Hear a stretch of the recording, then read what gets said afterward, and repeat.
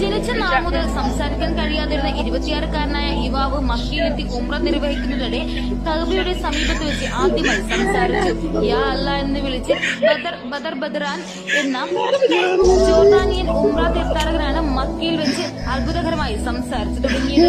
കഴിഞ്ഞ 26 വർഷമായി സംസാരശേഷിയില്ലാതിരുന്ന ബദർ കഅബയെ സാക്ഷിയാക്കി യാ അല്ലാ എന്ന് ഉച്ചത്തിൽ വിളിച്ചു പറയുകയായിരുന്നു.